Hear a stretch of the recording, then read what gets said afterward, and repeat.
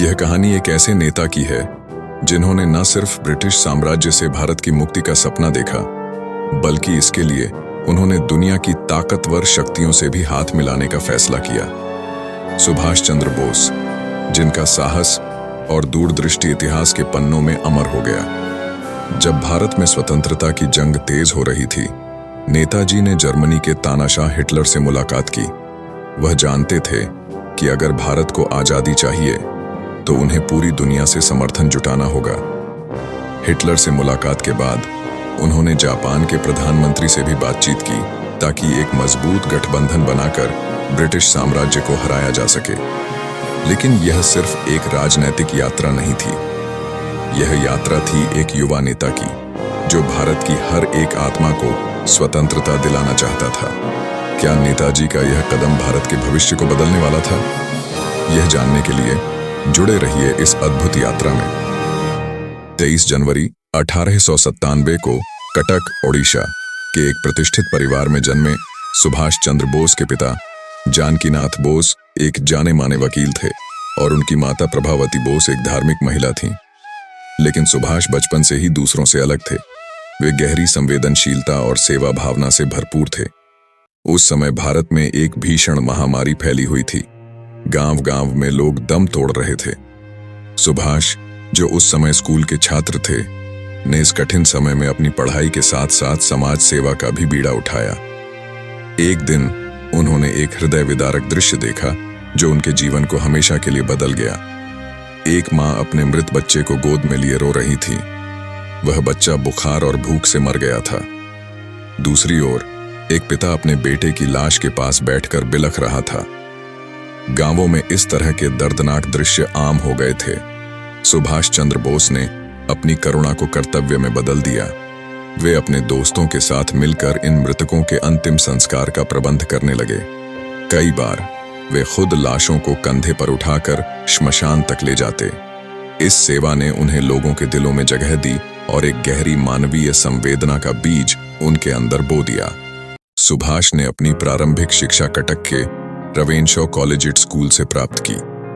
पढ़ाई में वे हमेशा अव्वल रहते, लेकिन उनकी पढ़ाई का उद्देश्य केवल डिग्री हासिल करना नहीं था। वे इसे अपने देश की सेवा के लिए एक माध्यम मानते थे। प्रेसिडेंसी कॉलेज कलकत्ता में पढ़ाई के दौरान उन्होंने एक ब्रिटिश प्रोफेसर द्वारा भारतीय छात्रों का अपमान होते देखा। सुभाष यह सहन नहीं कर सके और उन्होंने विरोध किया। परिणाम स्वरूप उन्हें कॉलेज से निष्कासित कर दिया गया। लेकिन यह घटना उनके विद्रोही स्वभाव का प्रमाण थी। 1919 में सुभाष चंद्र बोस इंग्लैंड गए और कैम्ब्रिज विश्वविद्यालय में दाखिला लिया।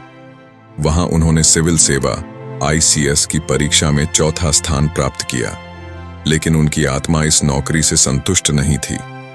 1921 में उन्होंने देश की सेवा के लिए सिविल सेवा की नौकरी छोड़ दी। भारत लौटने पर सुभाष चंद्र बोस महात्मा गांधी के विचारों से बहुत प्रभावित हुए।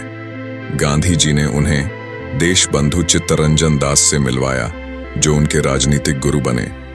सुभाष ने कांग्रेस में शामिल होकर ब्रिटिश सरकार के खिलाफ कई आंदोलनों में भाग लिया। हालांकि गांधी जी की अहिंसा की नीति और सुभाष के सशस्त्र संघर्ष के विचार में टकराव था। 1939 में उन्होंने कांग्रेस से अलग होकर फॉरवर्ड ब्लॉक की स्थापना की। 1941 में द्वितीय विश्व युद्ध के दौरान सुभाष चंद्र बोस ने भारत की आजादी के लिए जर्मनी से मदद मांगने का निर्णय लिया। वे ब्रिटिश अधिकारियों की नजरों से बचकर जिया-उद-दीन के नाम से अफगानिस्तान पहुंचे। वहां से रूस के रास्ते जर्मनी गए। जब सुभाष चंद्र बोस जर्मनी पहुंचे तो उन्हें हिटलर से मिलने के लिए बहुत मुश्किल से समय मिला। यह एक बड़ी चुनौती थी, क्योंकि हिटलर के पास किसी से मिलने का वक्त बहुत कम था।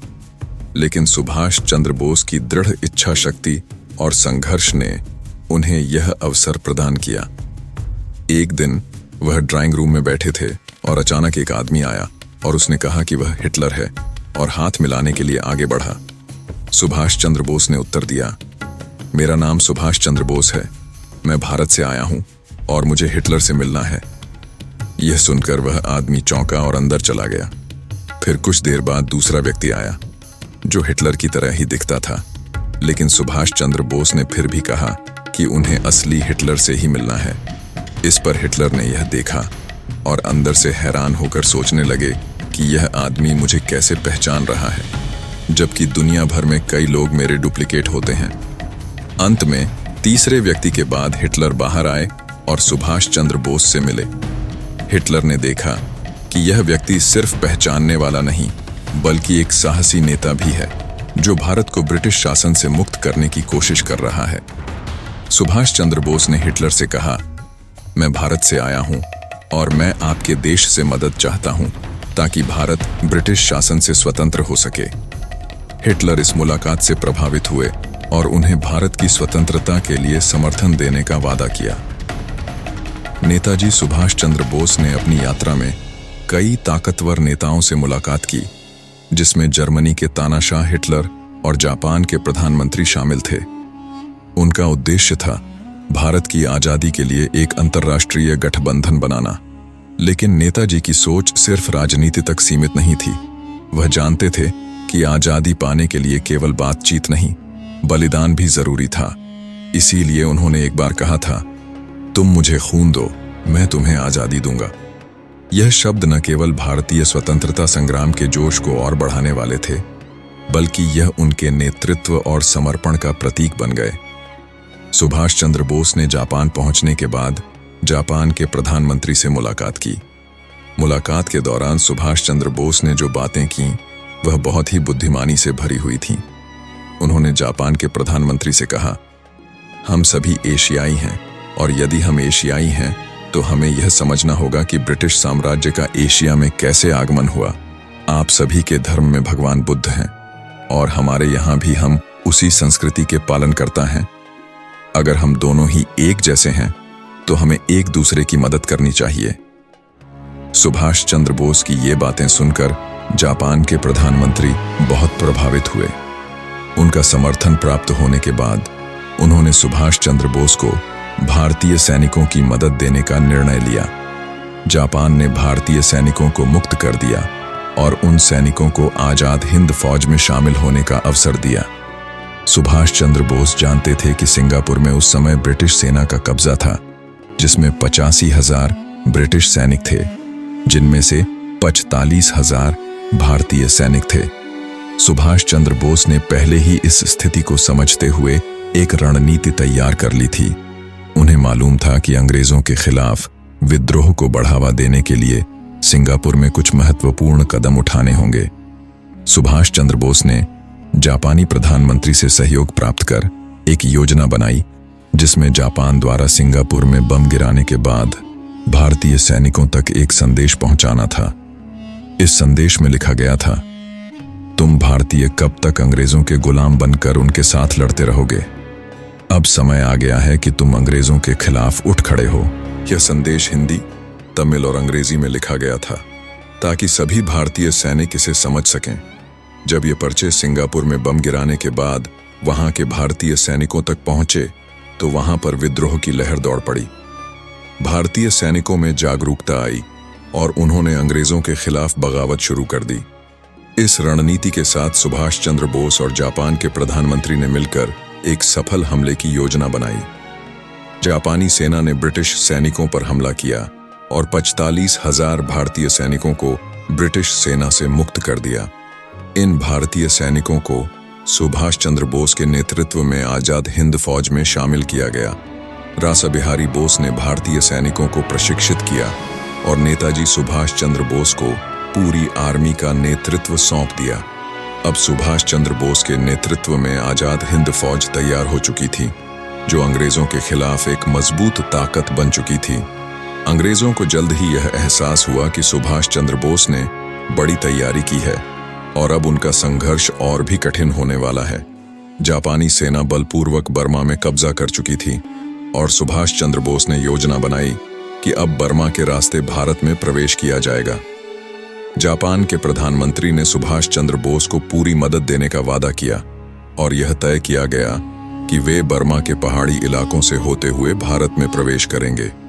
यह रास्ता नागालैंड और नॉर्थ ईस्ट के अन्य पहाड़ी क्षेत्रों से होकर था और वहां से भारतीय मैदानी इलाकों में प्रवेश किया जाएगा।